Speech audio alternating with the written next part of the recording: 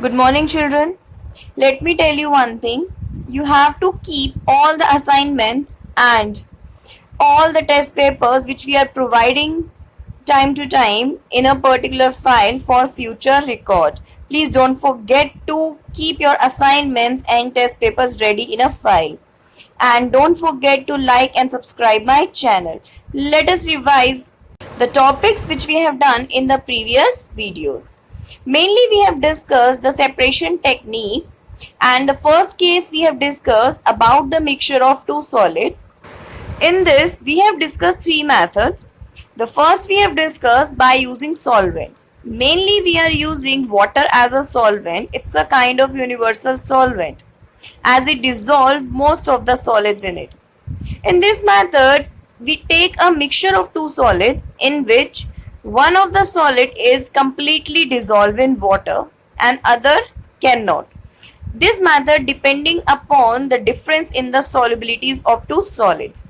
The second method we have discussed by sublimation, in which one of the solids act as a sublime which directly converts into a gaseous state. And the third method we are having, that is magnetic separation, in which one of the solid is a magnetic substance like iron which can be separated using a magnet. Now, today we will discuss about the mixture in which solids are present in liquids. Here we will discuss two cases. The first case in which these solid solute particles are present as undissolved, and in the second these solute particles are completely soluble in solvents. So let us have a look on the different separation techniques by which these components can be separated. The very first we are having the mixture which contains insoluble solid, and for this the technique we are using centrifugation. Mainly these insoluble solids can also be separated by the process of filtration. But this process is however slow, and sometimes the solute particles can also pass through filter paper. So for this, to rectify these problems, we are having one more technique to separate the solids from liquid, that is centrifugation. This method is based upon the densities. What happened in this method? Mainly, in this method, we take a mixture in different test tubes and we allow the mixture to rotate at very high speed. And what will happen when the mixture is rotated at high speed? When the mixture is rotated at high speed, the force, gravitational force, acts on the heavier particles and bring them at the bottom of the mixture, and the particles which are lighter in weight, they remain floating over the top of the mixture. Mainly you can say that under the effect of gravity, the particles which are heavier, they settle down at the bottom, and the particles which are lighter remains on the top. We can separate the clay particles suspended in water very rapidly by this method. How? We know very well the clay particles are having more density. So when we rotate the mixture of clay particles and water, the clay particles settle down at the bottom and clear water is remain on the top of the clay particles. After that, the clay particles now separated by using the decantation process. Let us have a look on some more examples. Have you seen the sample of blood? When we collect it in a one test tube and allow the blood sample to rotate at higher speed in centrifuge machine, then what will happen to this sample? Yes, all the components which are present in the blood get separated according to their densities. The higher density component, that is red blood cells, get settled down at the bottom. Then we are having white blood cells and platelets, and the very less dense particle, that is plasma, will remain on the top. This technique is also used to separate the cream from the milk. We know very well in a market the milk is present in different forms like toned, full cream, double tone, etc. So how can we separate the cream from the milk? The process of centrifugation is used in dairies to separate cream from milk. The milk is put in a big container which is closed in a big centrifuge machine. When this centrifuge machine allow the milk to rotate at higher speed, what will happen to the milk? Yes, the milk is separated into cream and the skimmed milk. What is this skimmed milk? The milk which is completely free from fat now. The cream, being lighter in weight, start floating over the skimmed milk and then it can be removed. So we can say that the cream can be separated easily from milk by the process of centrifugation. Let us understand it by upcoming video. Centrifugation. The centrifuge is a machine that rotates at a very high speed, and by centrifugal force, substances of different densities are separated.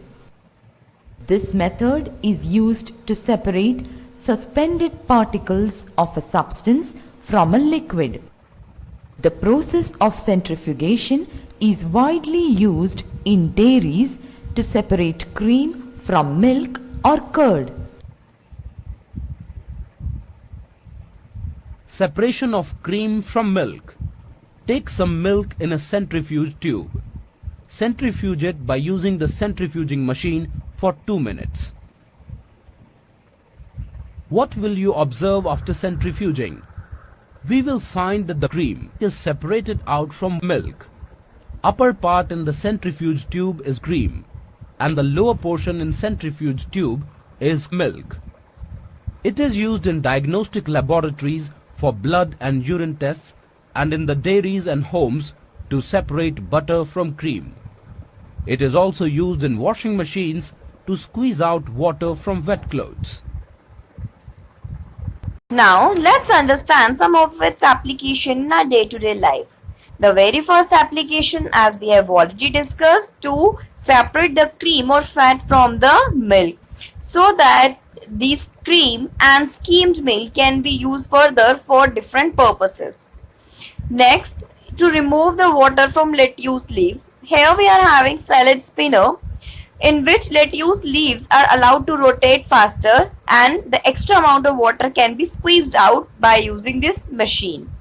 The next we are having some solid suspended particles present in an air can also be separated using this method of centrifugation in cyclone separator. In this, air is allowed to move at faster speed and these particles will be removed easily. The next we are having for clarification and stabilization. For example, wine or beer. Before filling these in bottles, we used to separate some solid particles like dead yeast, sometimes fruit pulps, proteins, and these particles can be separated through wine or beer by the process of centrifugation, and after doing this, these beer and wine can be filled in the bottles. The next application which we are doing in our day-to-day life, that is the use of spin dryers, in which we put wet clothes in the spinners and we allow the clothes to rotate at higher speed, and because of this the water molecules get squeezed out from the wet clothes. The next, the separation of components of blood and urine by using the method centrifugation in centrifuge machine, as we have discussed in the case of blood. I hope you have understood centrifugation. This method of centrifugation can be used only to separate insoluble solids from a liquid. It cannot be used to separate soluble solid from a liquid. For this, we need another method, that is evaporation. Yes, this is the method in which liquid converts into gaseous state, that is vapors. Evaporation is a technique which is used to separate solid substance which is completely dissolved in liquid. The dissolved substance is left as a solid residue when all the water has evaporated. The basic principle of this technique is the liquid vaporizes easily as they are volatile, and the solid do not vaporize easily as they are non-volatile. Now, let us take the example of solution of salt and water. Now, the solution of common salt and water is taken in evaporating dish and heated gently by using a burner. The water present in the salt solution will start forming vapors and escape into atmosphere. When all the water present in the mixture gets evaporated, then solid common salt is left behind in the evaporating dish as a white solid. This process is used on a large scale to obtain common salt from seawater. Seawater is trapped in the shallow lakes and allowed to stand there, and heat of the sun evaporates the whole water in the shallow lake, and common salt is left behind as a solid. As you can see from the slide, these are the shallow pits which are made near the seashore, in which water is allowed to stand for some time, and heat of the sun evaporates the whole amount of water and the salt is left behind. We can also separate the copper sulfate from its solution by the process of evaporation. Let us understand the separation of copper sulfate from its solution through upcoming activity.